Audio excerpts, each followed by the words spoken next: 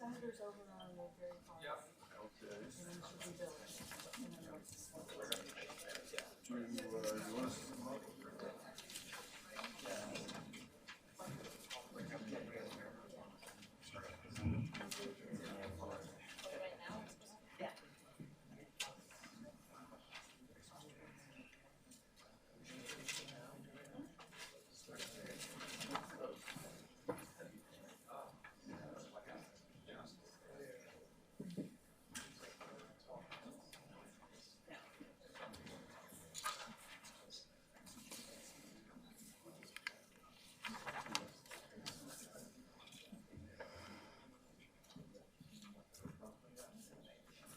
Hello, everyone. Thank you. The Hudson Institute and the Bipartisan Commission on Biodefense would like to welcome you today to this session on the coronavirus. I am instructed to advise you that we will take questions during the session that will be used at the end, and you can send them in by tweet to @Hudson Institute or by email to events@hudson.org, and that instruction will appear on the board during this session. We meet today at the intersection of rapidly advancing medical and geopolitical challenges. Medical concerns grow in the deepening shadow of illness, quarantine, and reportedly hundreds of deaths in China. The stifled cry of a Wuhan doctor, dead of the virus at age 34, symbolizes the second challenge. His early warning about a spreading SARS-like virus was harshly sentenced by Chinese authorities. Back then, China downplayed the severity of the threat. Weeks later, China declared an emergency. In the West, many continue to question the Chinese statistics. In China, doubts about authorities advance in the wake of Hong Kong demonstrations and Uyghur detentions.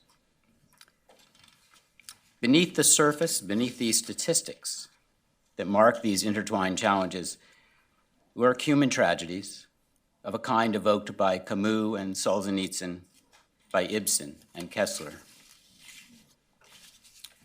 Today's panel features some of the finest experts from both Hudson and the Bipartisan Commission. My name is Scooter Libby, and I'm lucky enough to play a small part in both of these institutions. Both rely on wide-ranging research to advance public debate and sound policies. Both institutions also benefit from terrific leadership. Hudson under Chairman Sarah Stern and President Weinstein, and the Commission under its bipartisan co-chairs, Senator Joe Lieberman and former Pennsylvania Governor and first Secretary of Homeland Security, Tom Ridge. Today, it is my high privilege and distinct honor, as that occasional phrase goes, to introduce our moderator, Senator Lieberman. Senator Lieberman is no stranger to Homeland Defense, national security, or bipartisanship. Over his 24 years in the Senate, he was a powerful voice on the Senate Armed Services Committee, and he held important chairs, including on Homeland Security and Governmental Affairs. He also formed strong bipartisan partnerships with other Senate legends, including the late Senator John McCain and Senator Lindsey Graham. In 2000, Senator Lieberman was universally applauded as the Democratic nominee for vice president. Many still cite his vice presidential debate as a model of what such events should be. That debate was the first time that I got to study the senator close up, although he might say I was looking through the wrong end of the telescope. Through either end, I saw then, and I still see, a patriotic, charismatic, compassionate, and insightful man with strong friendships and many accomplishments across diverse fields. Currently, the senator is the is a partner in the well-regarded law firm of Kasowitz Benson in New York, helping to address our nation's critical shortage in talented lawyers.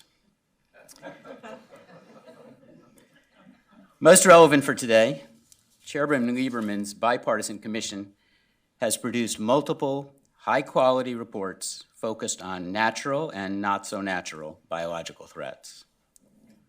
Over the past 5 years, the Commission has advanced over 30 recommendations, over 20 of which have been either enacted or adopted as policies. Some of these recommendations, as you will hear, bear directly on today's topic. Finally, and notably, the Commission has remained bipartisan, or rather tripartisan, in the highest sense of those terms. That is, not merely calculated political compromise, but members of different parties with different backgrounds and viewpoints working together to get better results for our country. Please join me in welcoming Senator Lieberman.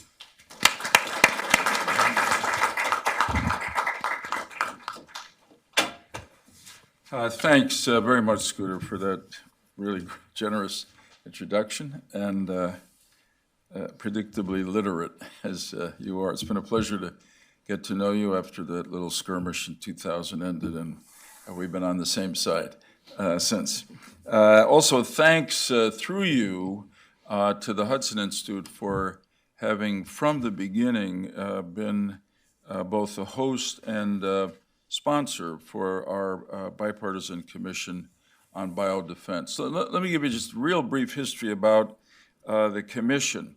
It's the inspiration of a man named Bob Kadlec, who has worked in the area of biodefense for some period of time in various administrations, actually is back now in this administration working on that and other matters of public health. Bob felt that our biodefenses were not up to the challenge.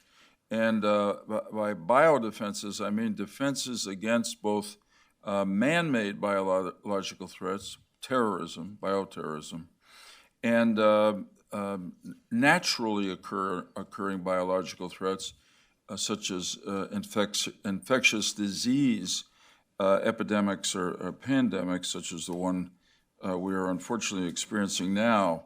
So Bob's idea for this was that we create a bipartisan commission to work on better preparing or urging the government to be better prepared for each of these potential biological attacks on the security of the American people.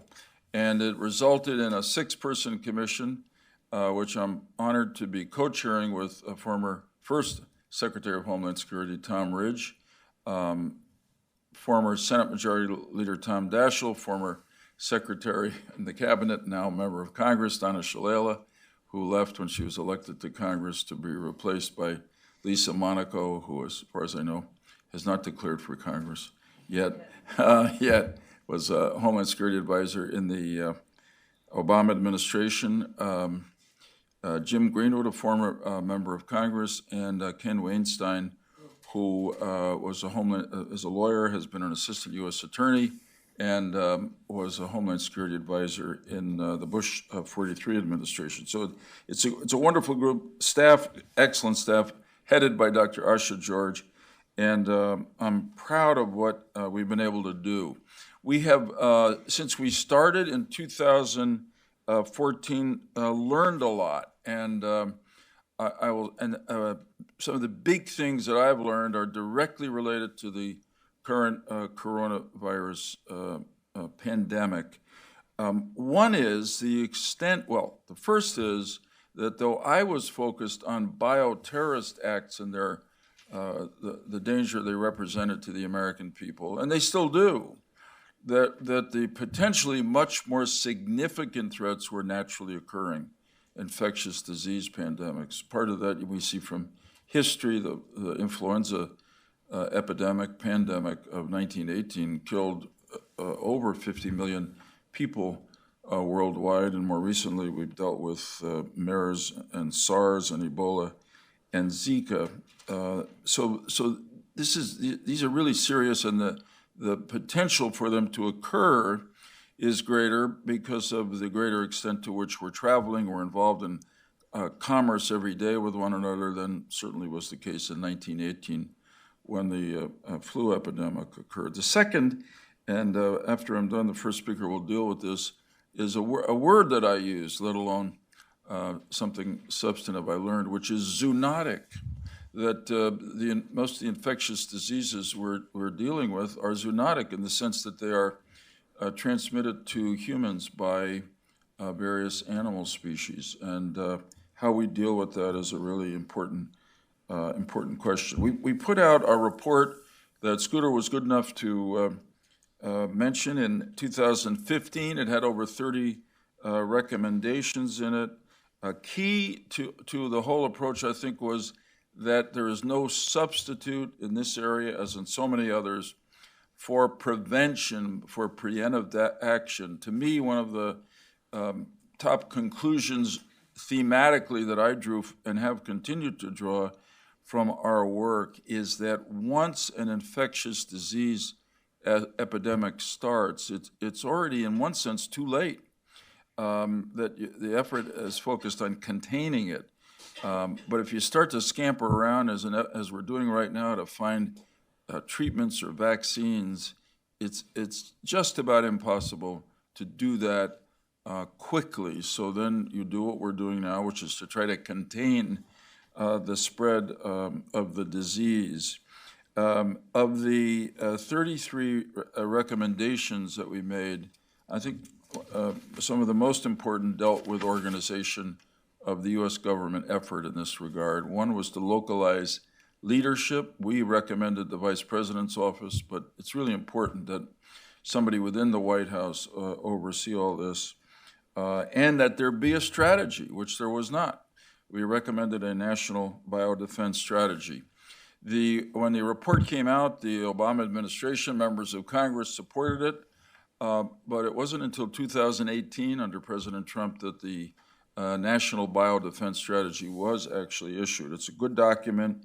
We're concerned in our commission that implementation of it has slowed a bit more than it should be, but all of this is now brought right to the center of our concerns and the public's concern as well with the novel coronavirus that we're dealing with now. The numbers change every day, but they're really quite stunning and worrying. There have been a total of 40,171 people infected by the coronavirus, 908 deaths. Yesterday, just 97 deaths and 3,062 new cases. Almost all of these are in China. And I think we have to approach this as something that's happened in China now, but that could happen in the U.S. or anywhere else in the country, in the world. And I hope and now pleased to see that there is an effort not only through the World Health Organization, but through the United States government to help our fellow citizens in China who are now now the targets, the immediately under risk from this coronavirus infectious disease, to help them in every way we can to contain it and to treat it and to, if it's possible now, to stop it. The administration has appointed a committee, the Trump administration, headed by Secretary Azar. It's an important thing to do. It's, in one sense, under the aegis are involving the National Security Council. That's important because it makes the point that this spread of this disease is, in fact, a national security threat. Yes, it's a public health problem, but it is a national security threat.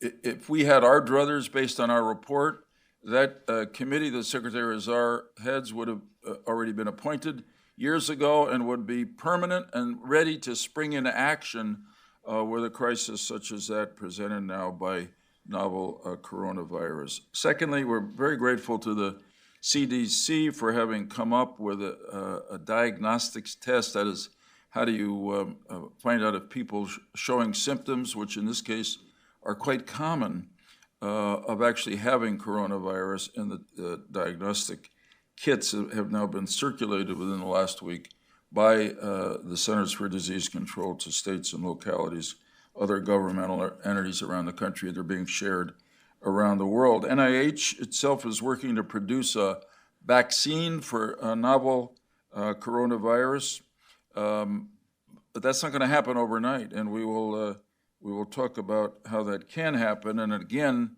going to the question of prevention and readiness, this crisis challenges us to invest in the development or the search for a broad spectrum vaccine or antiviral, one that works against an entire class of pathogens like the coronavirus. There's also, in a much less sort of complicated way, a real shortage of supplies to deal with a crisis like this. In addition to medical countermeasures, we've got to remember the need for essential medical supplies, basic stuff. There's no point, for example, in developing vaccines that need to be injected if we don't have enough needles. There's no point in telling hospitals and other healthcare deliverers to provide supportive care if we don't have supplies like saline. There's no point in urging everyone to take great care in protecting themselves if we don't have enough masks and gloves to go around. In fact, one expert we had appear before our commission a while back said that the world has only about a 2-day surge capacity for these basic medical supplies. That is, items ordered and already manufactured but have not reached their destination. Just 2 days, and the world, including particularly our friends in China, are dealing with this need on an urgent basis right now. Final word, the government's response, our government's response, will only be as strong as available funds allow it to be. For a long time, unfortunately, Congress declined to provide funding for an entity it created, the Public Health Emergency Fund. Recently, it established a separate fund at the CDC and put in more than $100 million to combat infectious disease outbreaks. But today, as of today, just a little more than a month since our country began responding to the coronavirus, that rapid response fund is totally depleted. And the CDC is having to take money away from other programs to keep funding novel coronavirus efforts. So it's clear that emergency supplemental funding is going to be necessary.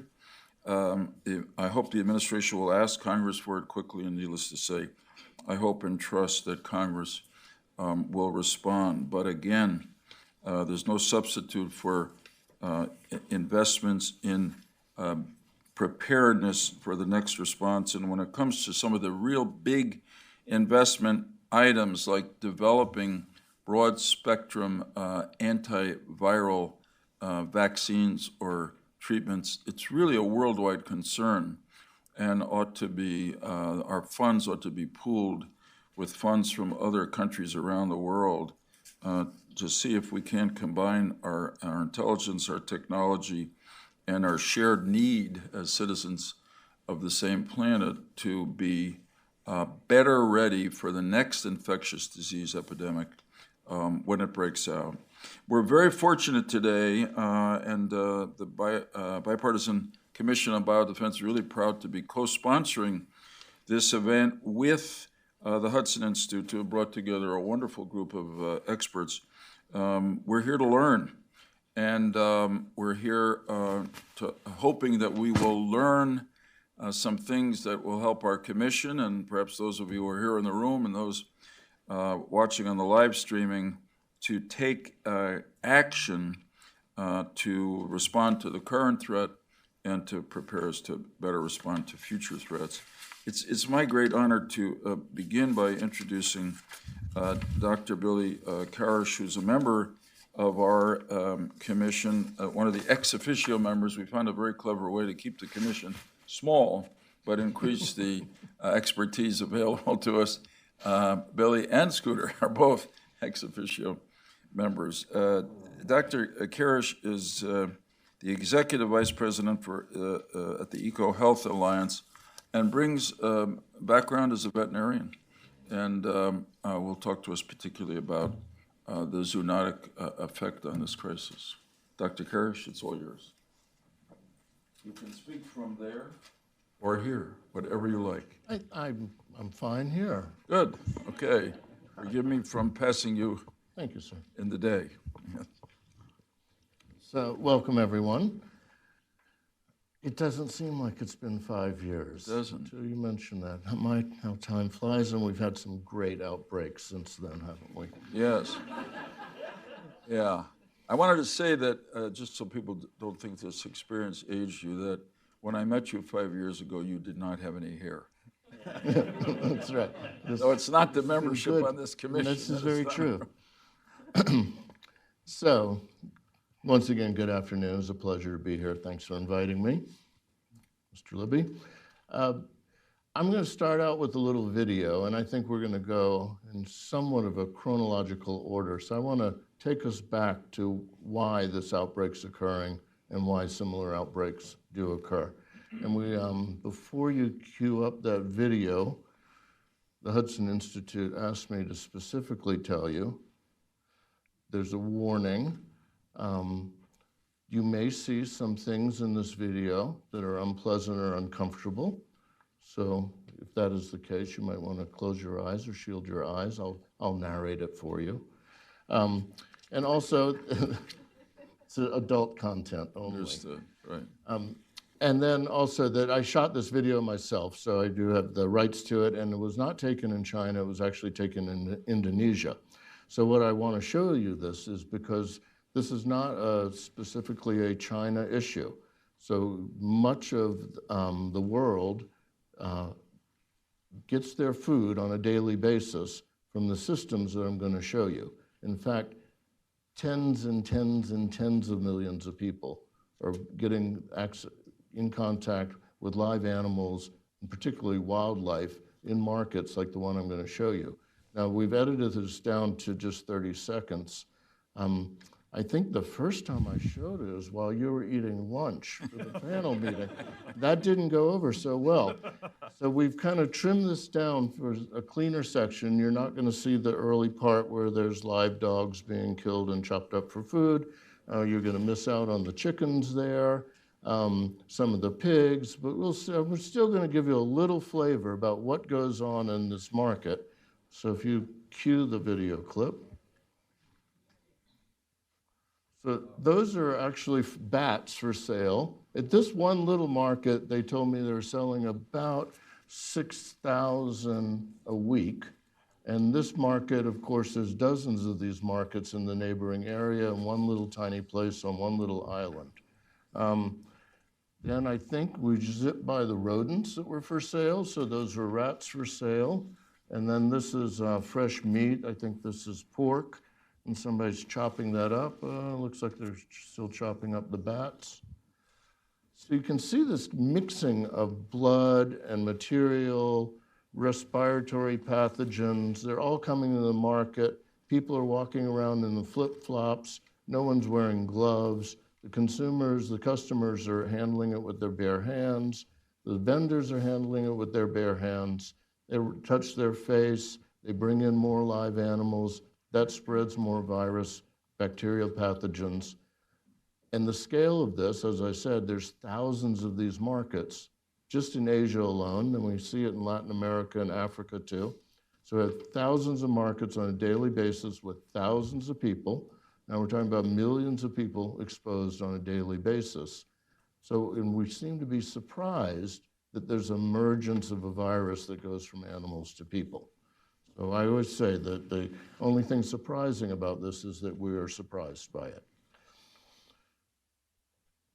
Everybody says it's nothing we can do about it, and I disagree with that. For one thing is, if you look in those markets, and I was just in some in Cambodia recently, the only people in the markets are the customers and the vendors are old people like me, and then 5 and 6 and 7-year-old children whose grandparents are taking care of them because they're not in school. But that whole big demographic in the middle, average age in Asia is probably 20, 25 years old, they're not that interested in eating bats and this kind of food. They'd much rather go to Pizza Hut.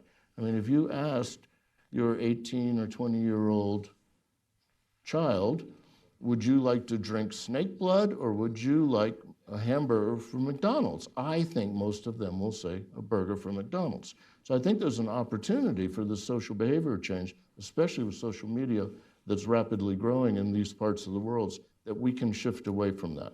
The other thing is modernizing the food safety programs, and that's really about refrigeration, cold storage, food safety. I mean, it's not a joke, but I think this will eventually die away. It doesn't kill us while we're doing it. There's a natural progression. So we can do some things to move that along. This coronavirus is nothing really new. So I don't know, we don't seem to be learning the lessons. We saw this with SARS. It came out of wildlife. We know that was linked to bats. We know Ebola is linked back to bats. We know some of this new the MERS coronavirus, it really looks like its origin was in bats and then got into camels. Avian influenza, we learned years ago that if we better monitor or actually close down a lot of live bird markets, we'd reduce the risk of avian influenza in the United States. I think in New York there was 20 or 30 live bird markets, just live animal markets, just a few years ago. I think now it's down to 3 or 4. So once again, I think our culture is changing. There's an opportunity to reduce that risk. It's a lot like I think about with traffic fatalities. Some people say, oh, you shouldn't change culture. A lot of people like to drink and drive. We shouldn't really interfere with their culture of doing that. I don't agree with that. I think there's some things we can do to change, to help push along and help some cultural change to get people less to use these live animal markets and the consumption of wildlife down. Our work with the Wuhan Institute, we've been using NIH, NIAID grant funding. We've been working with the folks in Wuhan for years. We found at least 50 new coronaviruses that match up, very closely related to this current one in people. It's circulating in China. When we actually tested humans, we tested people, about 1%, 0.5% to 1% have antibodies. So this is going on. People have been getting these viruses for quite some time. And I think in some ways we're just lucky that it hasn't turned into an outbreak sooner. So I just really want to finish with that because we do, as the Senator said, we tend to think about the response, what are we going to do? How are we going to treat these people? And I'm a firm believer we can reduce the risk of these outbreaks. We'll never eliminate all of them, of course, but wouldn't it be nice to eliminate or reduce them by 10 or 20% so the limited resources we do have for response could be used more effectively and have bigger impact if we can reduce the number of these. I think the social behavioral change is a great opportunity right now.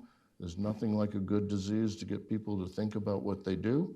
But beyond that, it's really about good education and shifting people away from unhealthy practices. And I think I'll just close with that. Thank you. Thank you. Thanks, Billy. I'm just going to ask you a quick question. I take one of your big points, which is that we ought to be changing consumption habits about people who are eating, either carriers or those who are likely to be infected by that is food stock. But I said in my opening comments, everybody says we're moving around a lot. People are moving around a lot more than we used to, air transportation, et cetera. So we naturally carry infectious diseases with us, but the animals move around a lot too. The birds move around a lot too. The bats do as well. And is there anything we can do to stop those initial carriers of the disease, or is that why we just have to assume we're going to be living with infectious disease outbreaks forever? I think it's a great question. So let me say in AA, you can change the things we can change, and otherwise we can't accept those. So we were thinking about migratory birds and the spread of influenza. there's not much we can do about that. The wildlife trade, though, is purely driven by people. Right. So as you see in these markets, basically around, and certainly the case in China, much of the wildlife's been hunted out over the years. So they're importing animals, they're bringing animals from farther away. In that market in Indonesia, those bats are coming from 100 and 200 and 300 miles away, being brought by traders. So we're really pushing that system to feed that, whatever that demand is. In China, a lot of that trade is illegal. So they have things in place, but as we know in the US, illegal activities still do happen. So it's really about gearing up with law enforcement. But I think, once again, it's also about changing consumer desires and demand. And I think traditionally you went to a live animal market because that was the safest place to get food because there was no refrigeration. Now we have an alternative that actually provides safe food. So I think as we expand that, we can move along with people's thinking. Okay, that's very helpful.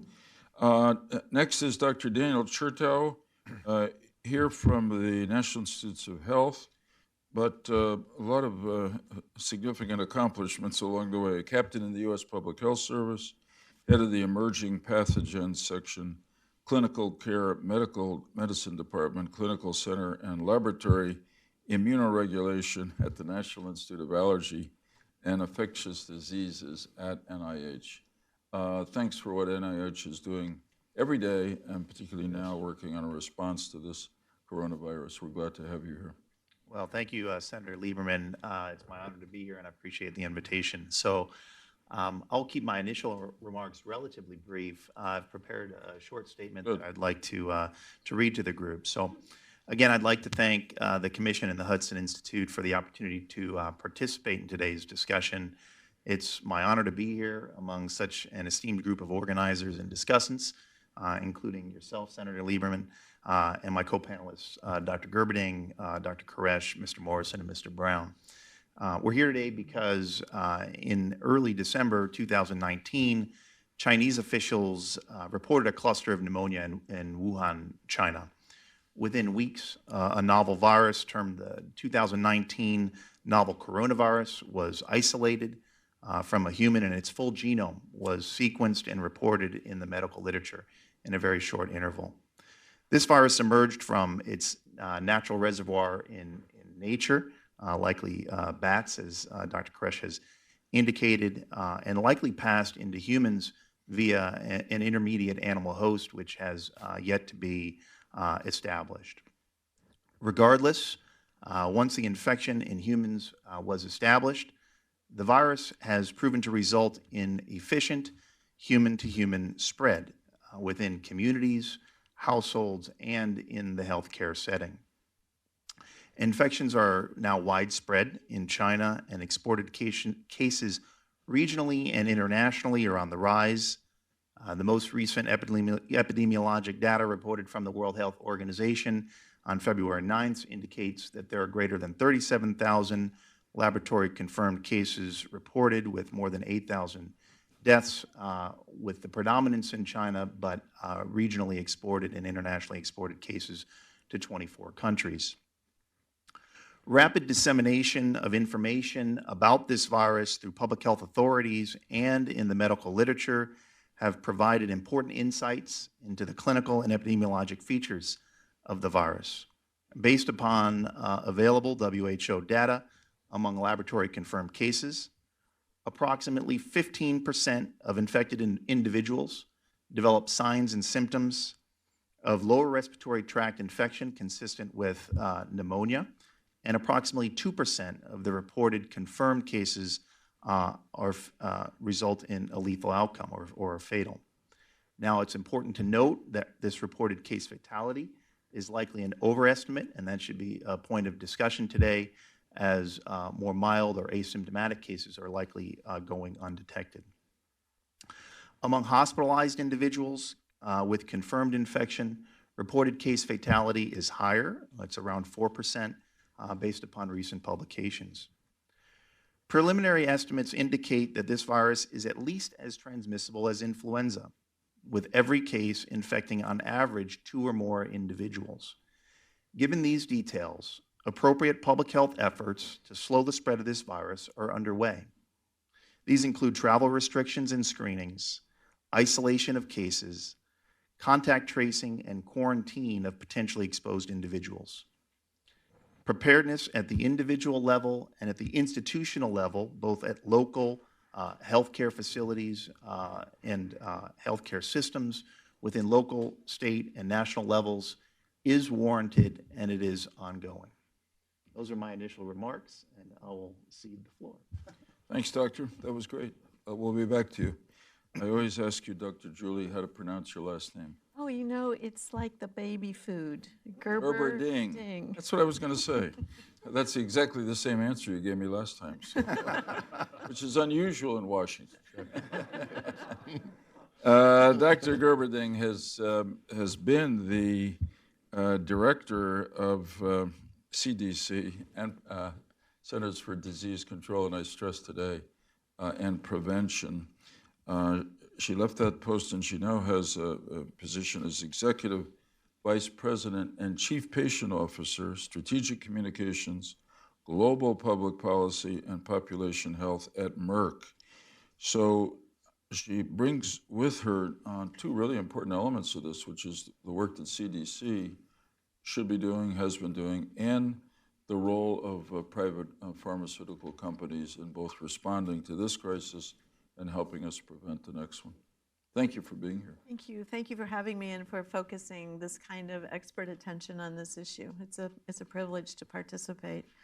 I thought what I would do in my opening remarks is just remind people of how an outbreak unfolds and how the strategy has to change over time depending on what phase of the outbreak you're in. Good. So if you think about what happened first, so there was a localized outbreak, and the first thing that has to happen after the emergence of this, what is presumably a zoonotic infection, is the recognition and then the reporting of that outbreak. And while that seems to have happened much earlier in the course of the outbreak than it did when I was experiencing SARS at CDC, we can never be fast enough to really get that real-time understanding and that real-time diagnosis of what's going on. Once there is an outbreak, the next phase is really containment.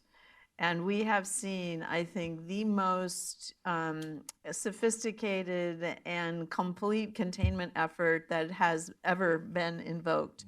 I don't know if you go back to the beginnings of quarantine when the ships in Venice were kept in the harbor for 40 days, whether maybe that was an even more extreme case. But I think what's going on in Wuhan is got to be, from a population basis, the single most massive containment effort. And then you surround that with the travel restrictions that are being implemented by countries around the world. This is definitely the best possible effort to really try to contain something at the source.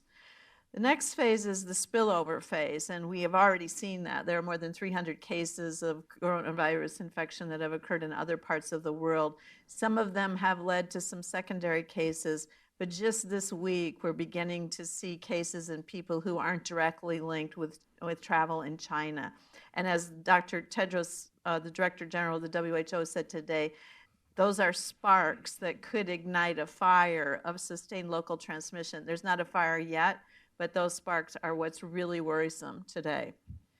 If you do get sustained local transmission, then obviously the strategy changes. Containment is no longer the goal. The goal is to slow down the spread and try to reduce the peak, because the peak really impinges on our ability to provide care and sustain essential medical services, as well as all of the other essential services that societies need to provide for their citizens when they're under stress. So all the continuity of government, the continuity of safety and security, the continuity of food security, et cetera, et cetera. So when you move into this phase of trying to slow down, that's where the social distancing becomes important, early school closures, avoidance of mass congregations, et cetera, et cetera. The goal isn't necessarily keep it out because it's probably too late for that, but the goal becomes, can we slow the progression, smooth the curve, reduce the overall stress on the system, and hopefully save lives in the process of all that. And once we see what we do every year with seasonal influenza, where we have widespread sustained transmission, you really just move into a situation where you're trying to manage individual illness and encourage people to take common sense precautions to protect themselves. So, right now we're at this kind of spillover phase of this epidemic, and we don't know what's going to happen next. We have some information, as you pointed out, about the fatality rate being much higher than we would expect with seasonal influenza, but not as high as it is with SARS or MERS. And at the same time, when people are infected and how long they remain infected is very worrisome, particularly if there does prove to be more of the asymptomatic transmission, which, by the way, does happen every year with influenza. So we really are desperately seeking the parameters that define the speed of spread and the risk of transmission at various stages of illness. And candidly, I'm worried about that. Thanks. I wonder if I can ask you just a layman's question, which is, what are the ways in which this coronavirus spread could end? I mean, presumably, if we develop treatment medications, that's one way. That's going to take a while. In the best case, does it play itself out? In other words, what's the science tell us about how this comes to an end? Let's assume for a moment, unfortunately, but let's assume that we don't develop treatments. Does it just keep spreading? I think people ask me that question, or does it stop of its own? So that's an important question. We don't know the answer to it. With SARS, containment occurred. After 8,000 cases, SARS was completely quenched. But SARS mainly spread from really sick people in hospitals, where you could implement all of the infection control precautions that we know would be successful and really quench the transmission. We've seen the same thing happen with most Ebola outbreaks, where once you know there's a problem, you implement the proper protection so that the sick people aren't transmitting to well people, and you can at least temporarily contain the problem.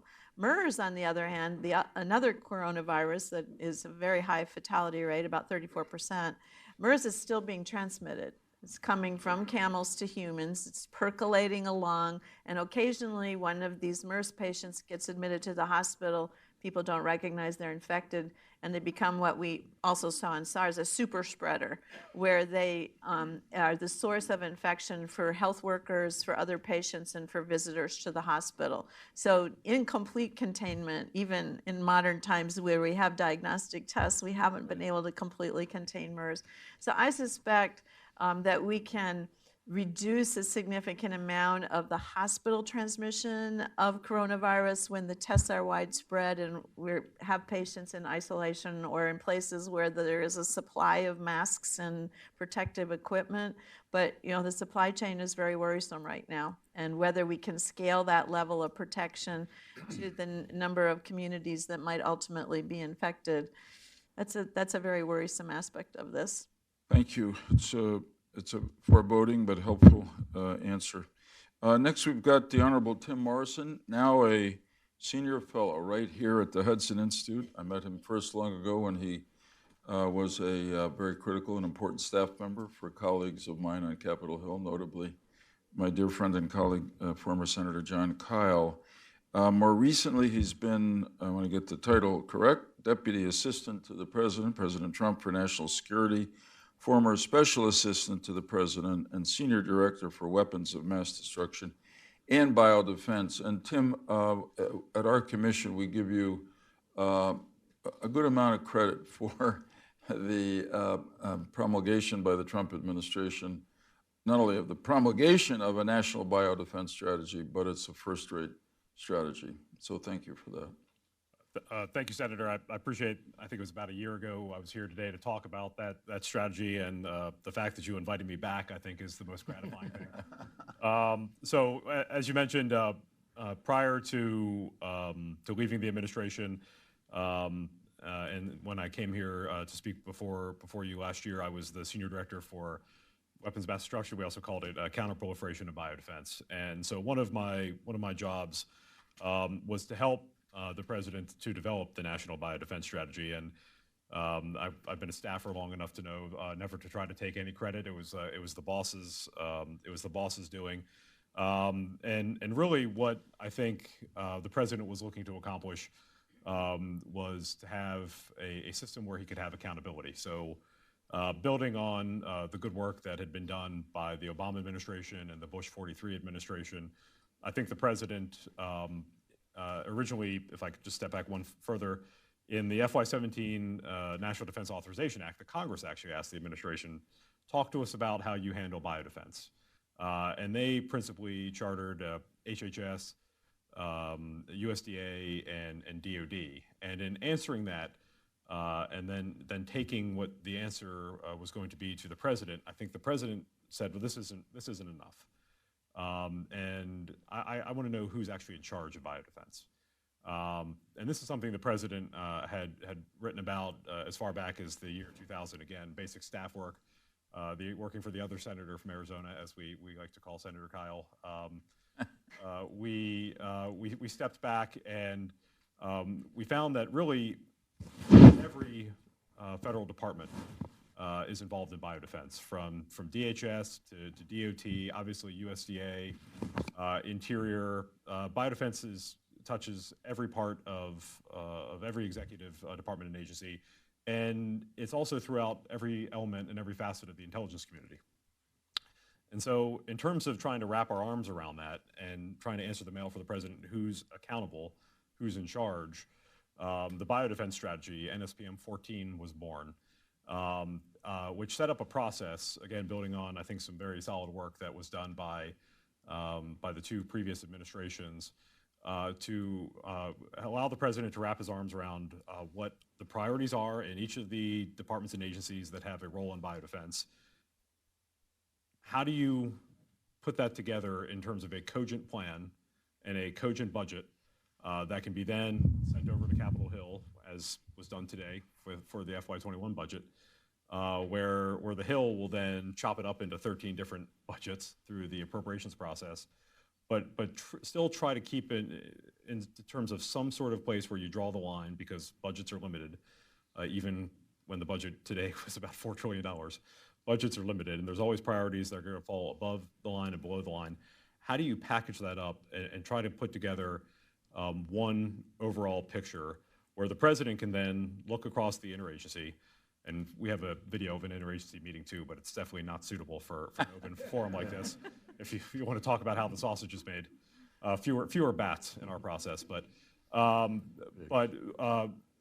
that is an annual process, the NSPM 14 process, to pull all those budgets together, all those different programs together from all the executive agencies and in fact the intelligence community, and try to put it together under one unified set of priorities. And then the president knows who to look to, and I think you saw that play out when he announced his task force for coronavirus. Was he immediately went to Secretary Azar and he immediately went to the National Security Advisor, because that's what NSPM 14 told him. That's the process he set in place. And so the administration has had a number of opportunities to show how this process works, because since it came forward, first of all, there was the sausage making of the strategy. The administration promulgated the Global Health Security Strategy.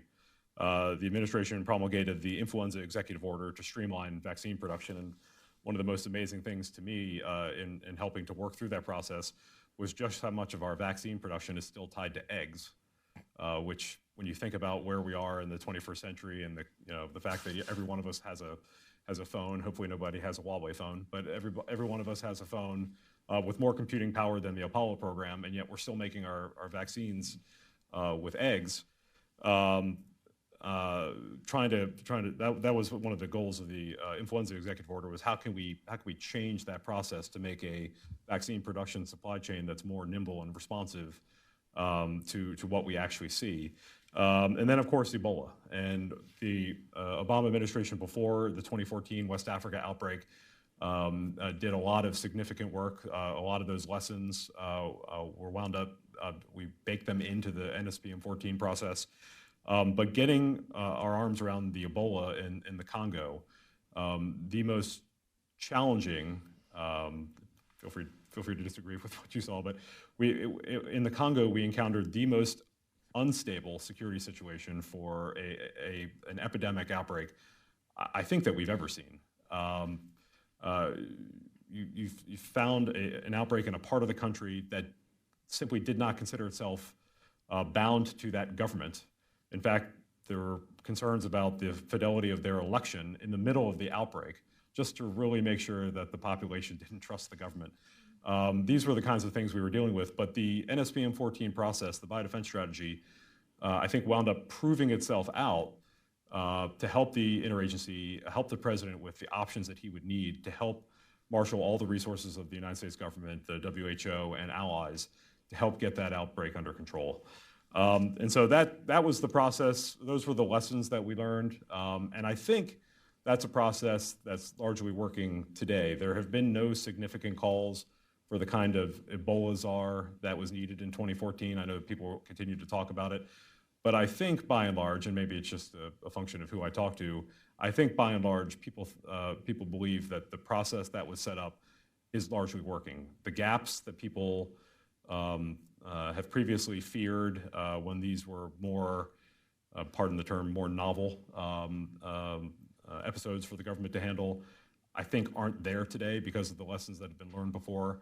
And really what we wind up finding is the biggest gap we're dealing with is the information we get out of China, and can we trust it? Are we getting a fulsome picture? But for the purposes of the interagency, I think the process that the president set up is largely working, and hopefully that continues to play out as the United States government gets its arms around how do we respond to this particular outbreak. Great, thank you. Eric Brown is also a senior fellow here at the Institute, Hudson Institute, and is an expert on China and Chinese government and policy. So we're grateful to have you bring that important element to this discussion. Yeah. Let me caveat everything that I'm going to say by saying I have no public health background. I'm a science junkie, so I'm very much here and grateful to be able to hear what all of you have to say about this. I mean, most American citizens, I think, have been hungering for some rational scientific explanation about what we're looking at in the coronavirus outbreak. I think the opacity and the lack of fulsome information from China itself has contributed to a lot of conspiracy theories, fringe theories, among other things, and general fear. And I should say that that's general fear not just in the United States, but in China itself and in the countries that surround it. There's a general, I think, a general sense that the PRC numbers and what the PRC says, what the Chinese Communist Party says about the outbreak is not credible, that it's in fact politically skewed by what the party itself wants both its subjects and the wider world to hear. And on that account, I want to say that I don't think that the party's response to the crisis is very surprising. I mean, at first, last year, officials in Wuhan, party officials, at the direction of Beijing had scrambled to cover up the epidemic. And now people from all walks of life are being threatened and punished by the party state for not reporting on the pandemic or complying with other party dictates. Neighbor is being turned against neighbor. You can visit Weibo and social media to see evidence of this. Well, tens of millions of Chinese are under lockdown, and the central government is saying it has everything under control. And yet, there's a persistent question. Is that in fact the case? And are these draconian measures in fact necessary? I'll take your word for it, but from my perspective, I highly doubt that a city like Los Angeles would countenance being locked down the way the citizens of Wuhan have been locked down. All this, in fact, fits a pattern with how the Communist Party has responded to comparable crises in the past. For instance, the HIV-tainted blood supply that blossomed into a full AIDS epidemic in the 1990s, the SARS epidemic of 2003, as well as other issues and crises surrounding contaminated food supplies. First, the CCP has a habit of denying that this is happening. Then the party spins and lies about the extent of it or gives bad information. Then it responds with draconian measures and underplays the extent to which the crisis has happened and the damage it has caused. I'll add that it is in fact the party's MO, not just when it comes to public health crises, but in all instances where it faces political embarrassment, and its competence and the power of its claims to power are called into question. Look, for instance, at Beijing's bid to cover up the mass atrocities and gulags in Xinjiang, which is something that we've studied very closely here at the Institute. I was very glad to see Secretary Pompeo and the administration, as well as leaders in Congress, call for a robust effort to mobilize money and U.S. health expertise to help China arrest the epidemic there. I would argue that objectively speaking, the U.S. is the most pro-China country and has done more for China than any other foreign nation over the last 150 years. That's a political statement, but it's borne out by anybody who studies the history. I do worry, however, that even this sign of goodwill is not going to change much about the CCP's behavior. And we know how the CCP has responded to other crises, particularly in the last 10 years, and particularly since the rise of Xi Jinping. And it has led not to greater liberalization or greater accountability of party officials, but rather to the opposite. Instead, what we see today is the CCP's propaganda apparatus or narrative spinners has kicked into overdrive, and it is relying more and more on nationalism and paranoia to divert people's attentions from the party's own failings at home. It is attributing the regime's problems, indeed, in responding to the crisis, to foreign machinations. U.S. health officials have not yet been allowed to go, I think en masse. And without getting a proper assessment of what's happening, we can't provide our own expertise. So this is the PRC politicizing the problem. And yet, the PRC's ambassador to the US just the other day said that the US is politicizing the virus outbreak. I find this to be particularly rich, since it is, in fact, the CCP state that has politicized the very international health bodies that are supposed to fight these pandemics and keep them contained.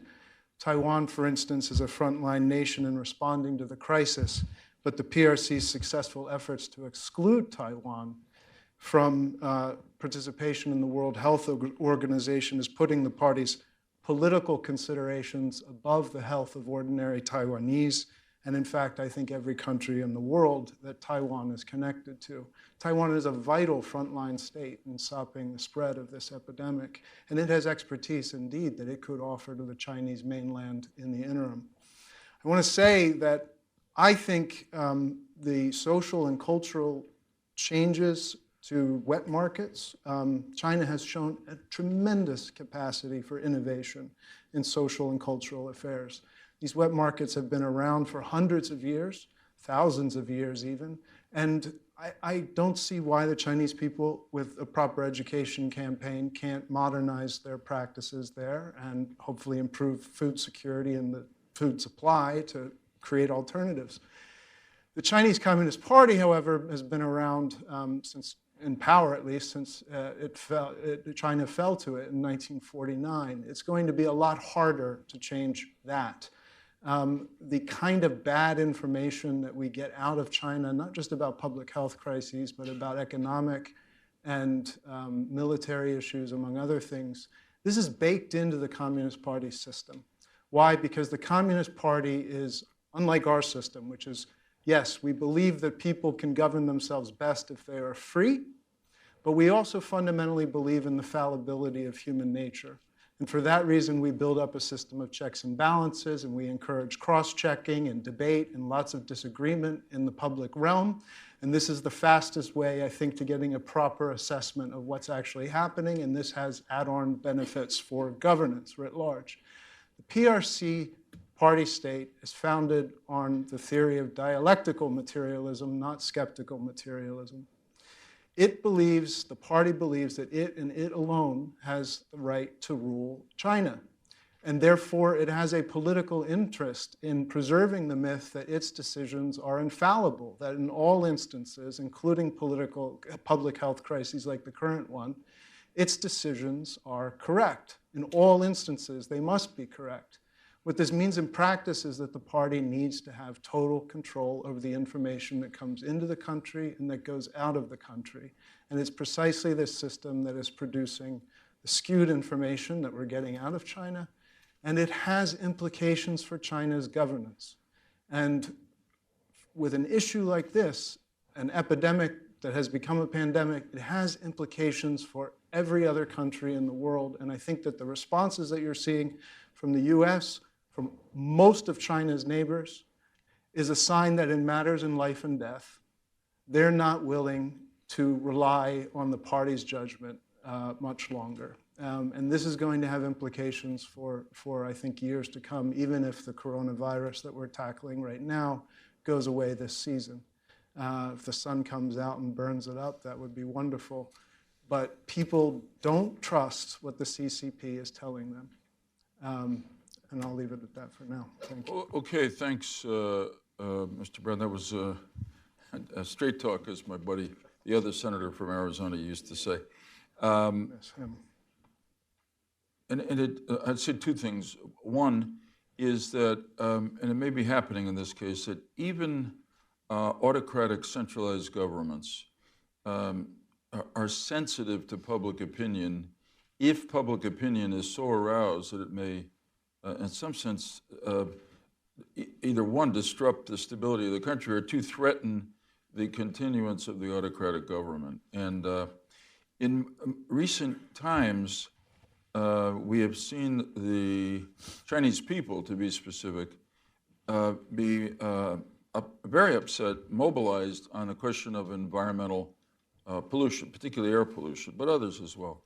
And the government responded autocratically, much quicker than the American Congress and president would respond because of the nature of our process, and did some very affirmative things to reduce sources of air pollution. It's obviously not perfect. So it may be, to have an optimistic view of this, that the government will feel a necessity for its own credibility and to avoid domestic instability and worse, to take action some of the ways they can. The other thing, and from our point of view, and I want to just, before I have some questions from the audience, ask others to comment from their perspective.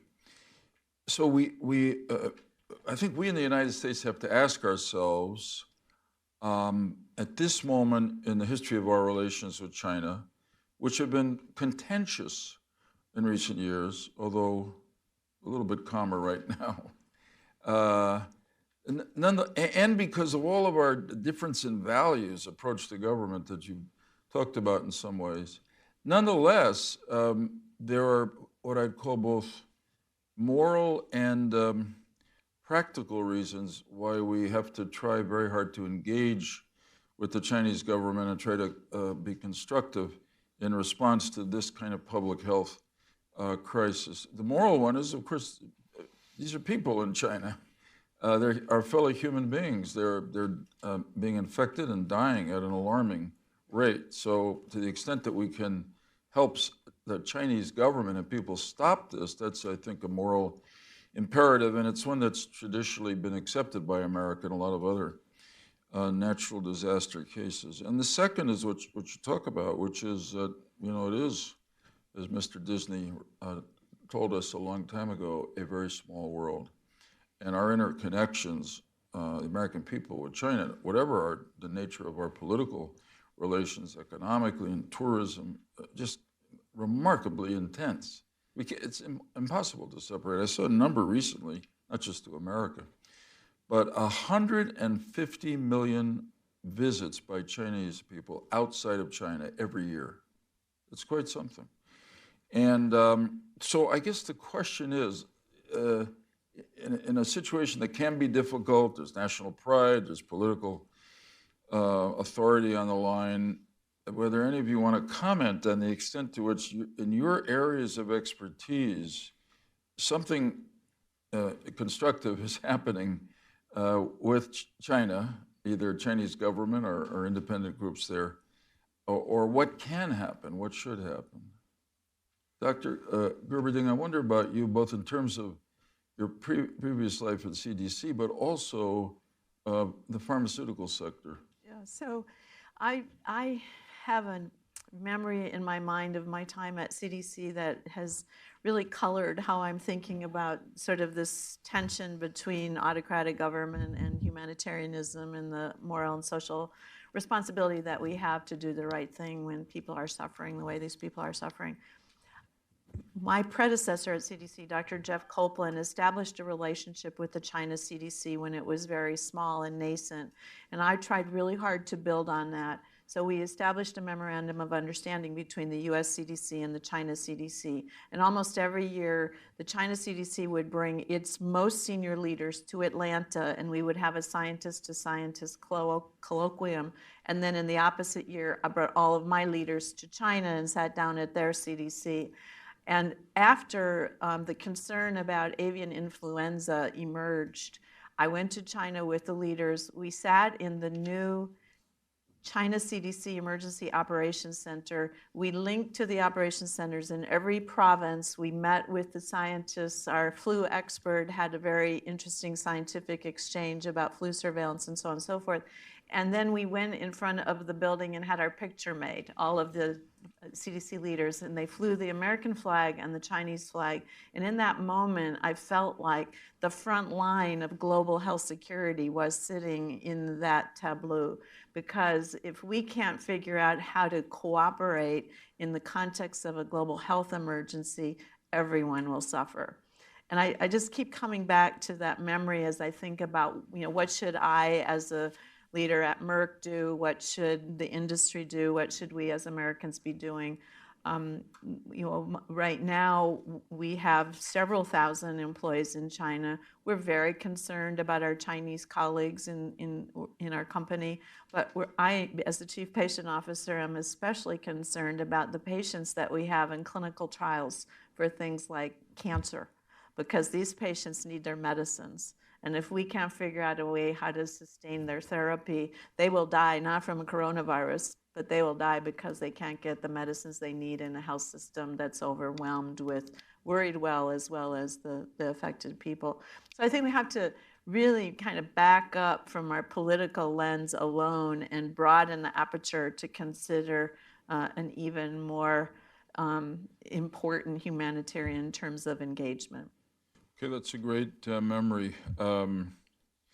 So if I heard you right, Merck is doing clinical trials on cancer medications in China. These are not clinical trials for coronavirus. No, we have understood. Cancer patients. Yeah, so that's fascinating, and again shows us what a small world it is, because I bet most people in the U.S. would be surprised to hear that you're doing clinical trials in China, but why not if it works? People are suffering. People are suffering, and it'll be...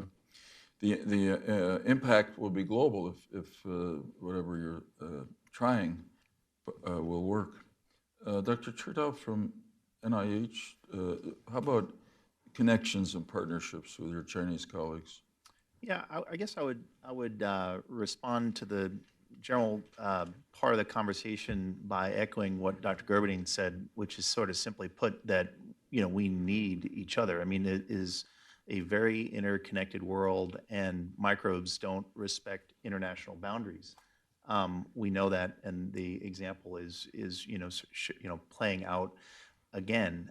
The question of what has been done well so far and what might have been done perhaps a little bit better. As we said previously, in a remarkably short interval.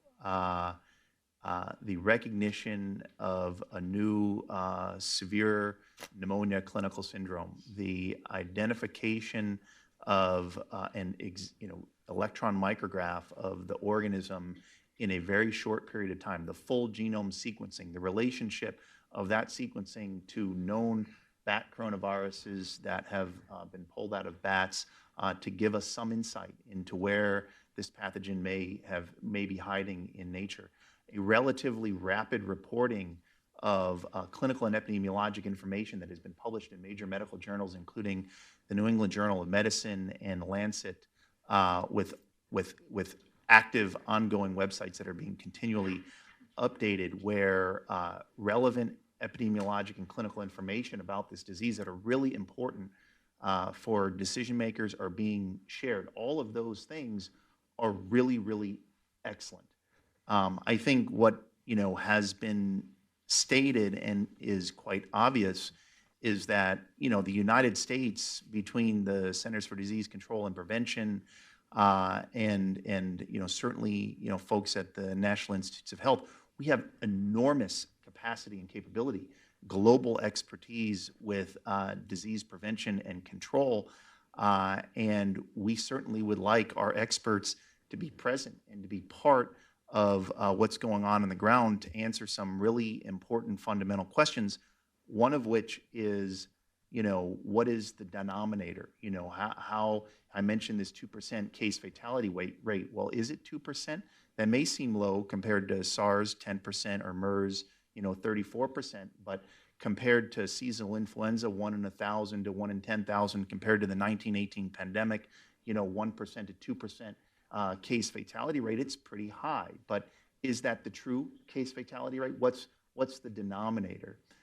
That's a really important question for our folks to. And then the other question that Dr. Gerberding mentioned as it relates to what is the likelihood that our prevention and control practices are going to work.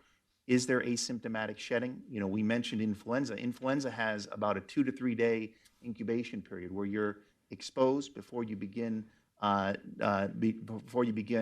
have a manifestation of illness. And within that 2 to 3 day period, there's about a 24-hour period where you have no symptoms, and we know that you're shedding the virus. Well, what does that look like for this virus? It has really, really important implications for policy planning to say what of the different interventions that we're going to make are going to control this outbreak. And as you asked a question about NIH, obviously our mission relates to biomedical research, which has to do with vaccines and potential therapeutics. Shared efforts of looking at potential promising antivirals, in coordination. That has to do with the design of the clinical trials to look at safety and efficacy. Rather than having duplicative efforts between the United States and China, those efforts should be, I would suggest, coordinated. Excellent. We have questions from, you want to Add just one thing. I like you, So yes, that a at yes least or more a than, no? yes, no, Okay. please. I just wanted, just following that line of thinking, because there's the political side, so I'm on board with you there. But we tend to think of this as so much as government, when in fact, the beautiful thing in the U.S. is most of us actually aren't in government. And the same is true in China. And there is a lot of interaction, and there's some interesting programs like USAID has been supporting U.S. scientists and healthcare workers to build collaborations. DITRA has a biological engagement program about collaborating. NIAID has a great one, NIH. We've been working in China with NIH support and AID. And those relationships are pretty amazing over the decades. Those are with non-governmental entities, Yes. educational. Yeah. In public China, health. it's always hard to decide what's really not government. Yeah. Because their system. But at least it's not officially governmental. Exactly. Right. So we don't have to discuss with the State Department it's okay to make a phone call. Right. So we pick up the phone and we talk to them. So in this case, we've been learning a lot from these viruses and getting emails from colleagues there. So there's some built into our system. We have some, I don't know, you should call them workarounds, but they're like alternative pathways, and the private sector's doing that. So in some ways that's encouraging, and we see in the Chinese society, amongst the people, they're also interested in that. The alternative to not being engaged is just to paddle around at night in your canoe and wait for something to jump over the transom and try and react. So we need some ways While to people be on the other engaged. side of the transom are dying. Yeah. Yeah. And had this disease broken out in Indonesia, in that market, I don't know if they would have responded with the same capabilities as China. So there's something, there's a complex story that's going on. But I mean, I'm certainly on board with you about things that could improve there. Okay, that leads me to ask you, we have some questions asked by the audience, and two of them go together. One is about Indonesia. The first is, notwithstanding reports of wildlife trade and consumption in Southeast Asia and China, the NCOV originates from Wuhan. What's the defining difference that results in this outbreak in China and not one of the other Southeast Asian countries? And if I may, I'll add this second question, which is related. Regarding the video clips showing wildlife sales in the Indonesian markets, Indonesia has actually not reported a single novel coronavirus case. Can you share an assessment on whether it is a case of underreporting or insufficient capabilities, or perhaps a natural resistance against such a disease spreading in Indonesia? Well, you can help me on this. I would say all of the above, but I would, with Indonesia, if it's being underreported, it's because it's not being detected or diagnosed. And I think they don't have the same rapid capabilities that we see in other countries, including China. These spillover events, like I was saying, it's like 1% of that rural population in China, 1% would be 5-10 million people have antibodies to these coronaviruses. And it hasn't none of those have turned into a pandemic or thing. So I think this is happening all the time. It's probably happening in Indonesia and Thailand and Malaysia and Myanmar and throughout the region and Vietnam. Most of them are dead ends. They don't go very far. It's just everyone one became HIV/AIDS. It hasn't gone away yet. One became SARS. Most of them, they're happening all the time.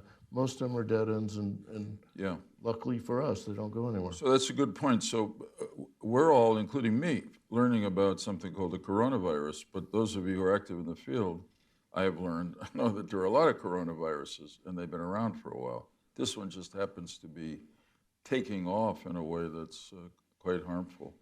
Yeah, we have two that cause the common cold. It looks like entered the human population.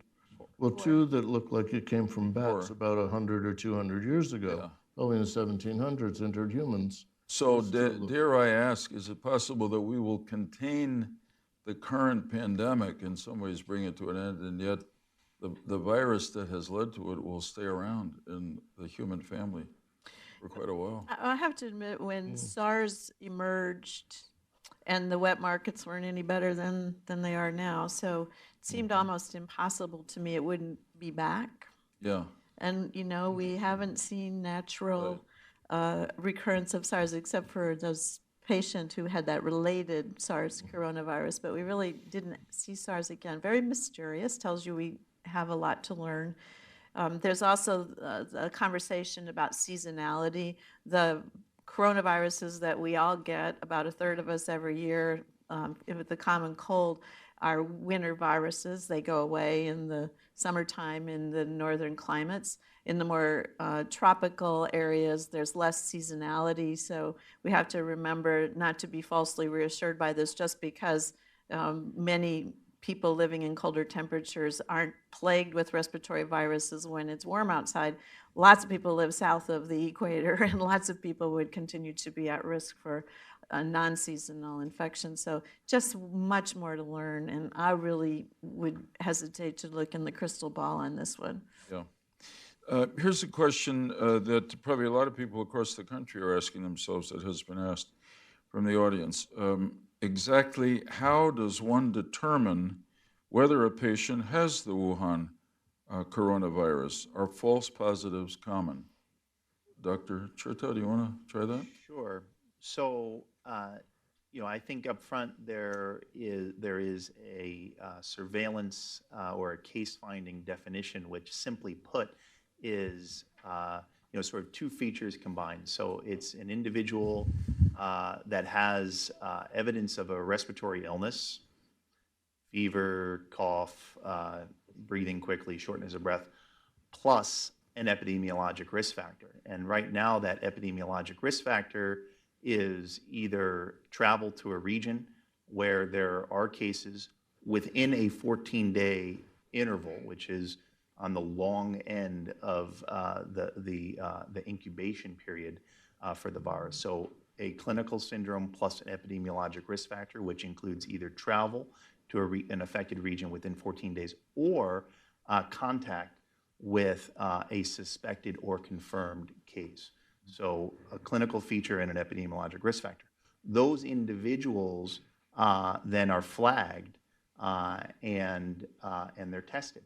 And the testing is done predominantly on respiratory secretions, both from the upper and the lower respiratory tract. And there's a test that is a very sensitive and specific test. It's a molecular test that was established at the CDC and now is being pushed out to state health departments that, as I say, is quite sensitive. If it's positive, that means that you've got it. If it's negative, you have to be careful in the interpretation of the test, because even though the test is quite accurate, depending upon where you are in the course of illness, you may or may not be shedding from the upper versus lower respiratory tract, which is why there is a recommendation for testing of multiple specimens and perhaps testing repeatedly over the course of the clinical illness. Do you want to add anything, Dr. Gerberding? No, I think I'd like to just go back to the Indonesia question, though, because in medical school I learned that there was no fever if there's no thermometer. And I think that we have to be, mindful of the fact that the test is not universally available, so we could be missing cases. Yeah. Let me ask you a question then at the other end of your experience, which is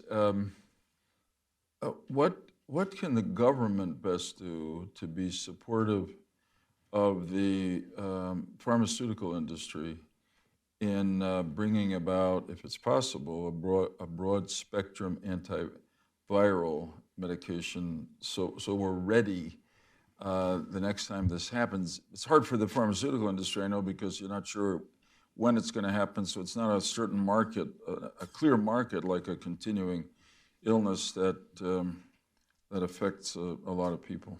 So a little context here, because the government has been working on this since at least the Bush administration and probably before that, and that's where the investment in BARDA, the biomedical, advanced research development capability that allows our government to invest in biotech and pharmaceutical companies and device companies to work on countermeasures in advance of the appearance of a particular problem, building vaccines, antivirals, et cetera, And then there's the Strategic National Stockpile, which is our hidden in plain sight warehouse of all kinds of durable medical goods and medicines. So the problem is that the list of what might happen, of the things we even know about, is very, very long.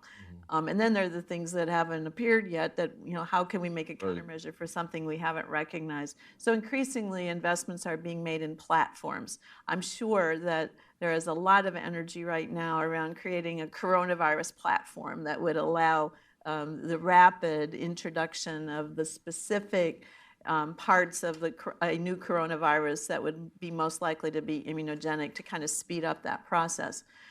So that's one really important thing that the government is already doing, and we can sustain the funding of that and even do more, I think. The second thing is the government could support CEPI, and I hope people here have heard of CEPI. It's the Coalition for Epidemic Preparedness Innovation. It's a private-public partnership that includes governments, the Gates Foundation, the Wellcome Trust, lots of partners that have pooled their money and are able to very rapidly respond in a crisis. Already they've put 3 grants out for coronavirus countermeasures. But in addition, their goal is for the things that we know could cause serious outbreaks or pandemics to work on the vaccines and the countermeasures up through phase 2B, even before they've emerged. So it's an accelerant trying to engage small companies and large companies in putting more effort into these emerging threats. And that would include, we hope in the future, antibiotic resistance, which of course will be a major bottleneck if we actually do end up with a very large outbreak and have sick people in hospital with complicating bacterial infections. So I think the government needs to step away from our current mindset about the nature of the threat and really think about it in the same frame that we think about other issues of national defense. We are not making an investment commensurate with the degree of threat, and not just threat to human lives, but threat to national security and threat to lives and limb. So our mindset is, how can we do something? But it isn't really, how do we take this off the table? And we always use the DoD analogies, but what we're investing to protect our nation against these threats is really very small compared to what we spend on other elements of national security. That is a really important point. And unfortunately, because of the coronavirus pandemic, we're seeing some of the costs. I mean, the markets have been gyrating. Businesses are dropping. You can see just every day there's another report of the impact on the Chinese economy of this coronavirus outbreak, and therefore the impact of the troubles in the Chinese economy on the economy of the world, including our own, because we're so interconnected, let alone the fact that a lot of American-based businesses are not able to do business or decide not to do business in China now. So, I mean, I don't know if anybody's even tried to calculate, but my guess is that the loss in dollars from the coronavirus globally is going to come in the hundreds of billions. And therefore, it's worth investing some now to try to avoid it. Tim, I'm going to give you an opportunity now that you're outside of government to say what you think, based on your experience here, are the one or two most important things the federal government could do, both in immediate response to this pandemic, but also to get ready for the next one, which will surely come. So I'll just go back to the biodefense strategy, because I think that is a process that is still new, that the administration built upon what other administrations had tried to do and improved it. It's the old Newton line that we stand on the shoulders of giants, we can see farther. I think they built on the progress that earlier administrations has made, and so continuing to implement it. If there's one thing that I came away from the National Security Council with, it was a line from John Bolton, that the process is your protection. So stick with the process, and that's what gets things done. It's that long, slow grind that is the work of government. I've had a number of folks call me up and say, why is the president being so easy on the Chinese? Why does he keep saying all these nice things about Xi Jinping? And to me, sort of the Donald Trump you see on TV is the Donald Trump behind the scenes as well. He's just one guy. I think the president is engaged in a sort of a good cop, bad cop here. I think he is trying to encourage the Chinese to resist some of the worst tendencies of insularity and opacity of the Chinese Communist Party. And he's leaving it to the CDCs and the NIHs and other organizations to be the bad cop. I think he's doing his best to try to encourage Xi to be as open as possible. Now, from time to time, and I didn't see the full interview, I only saw the press clip. From time to time, some of the other government officials, Secretary Ross, say things that can be hopefully taken out of context. But I think that's what the president is trying to do, is try to encourage the Chinese to be as open as possible, because that's what's going to allow the professionals to get in there and get this thing solved, if there is a solve, if there is a cure. So that's an important point. I say respectfully that, as I've observed President Trump, he's capable of being both the good cop and the bad cop. Sometimes at the same time. At the same time, or in the same day. But so we all understand the tensions in the bilateral relationship with China, but also I hope people appreciate how important it is to try to use a familiar word, but I can't think of a better one, manage the relationship in a way that it doesn't break into open conflict, because we are so tied together, and it is, after all, a small world that we inhabit. So I, for one, was encouraged when I heard that President Trump and President Xi had an hour-long conversation much of which was about the coronavirus and how to better deal with it. And I think I have enough of a sense of President Trump to know that that doesn't end his concerns about every other aspect of Chinese policy, trade, or otherwise that bothers him. But I mean, I think this is a moment. Just think of ourselves in terms of our neighbors and friends when they have a problem. Well, let's think of ourselves when we have a problem, or somebody in our family is sick, and one of our friends or neighbors, sometimes it's surprising who will do it, offers to be of help to us. We never forget that. And that may just be the case in relations between great nations like China and the U.S. I'm not as naive as that sounds, but I am as hopeful as that sounds. So we've come to 3:31. We're a minute over when we said we'd conclude this. I think it's been extremely valuable to me. On behalf of the Commission, I thank all those who participated in the discussion. Thank you who came out. And we're gonna think a lot about what you all said and see how we can take this forward in a way that's constructive. Thank you very much. Thank you all. Thank you. Thanks for taking the time. Fantastic.